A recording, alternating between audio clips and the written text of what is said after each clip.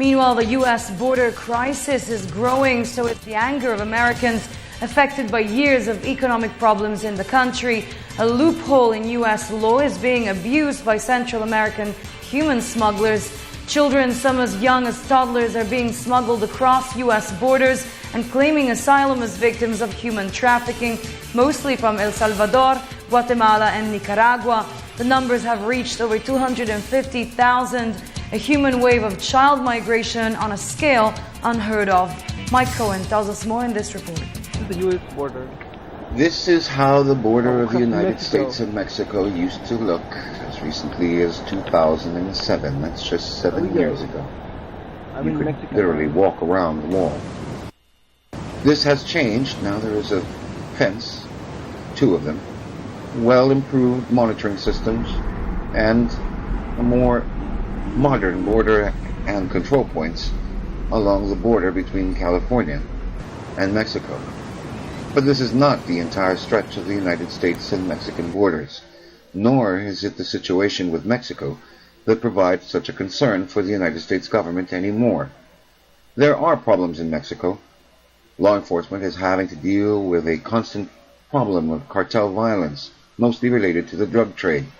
Illegal workers are still a problem for Mexico, but it is less of a concern today to the United States as to those from other countries. More recently, the problem has been highlighted by a loophole in U.S. law that allows for immigrants without papers who are minors to receive some form of protection from the United States. To address the humanitarian situation on the border, it's important to recognize 2 things.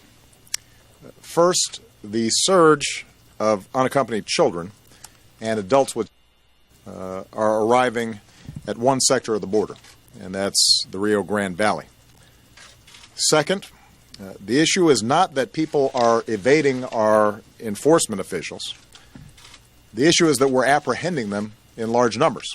U.S. law does not allow the United States government to deport children, particularly who are endangered in their home countries.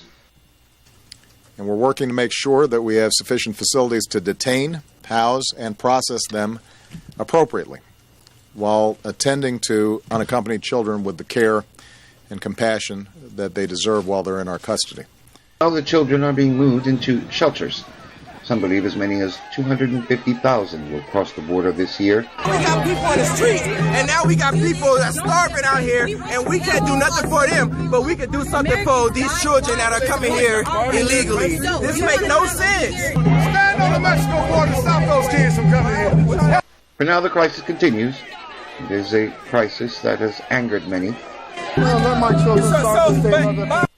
Our deal is, what are we going to do for the people that are here that's starving already? What's being changed now, today? Why are we not protesting now for the that's sleeping on the streets in L.A.? Why are we not protesting now for that? There have been showdowns between anti-immigrant groups and those who want the law followed. It is a different and difficult choice for different groups, each who are affected. Mike Cohen, PTV News.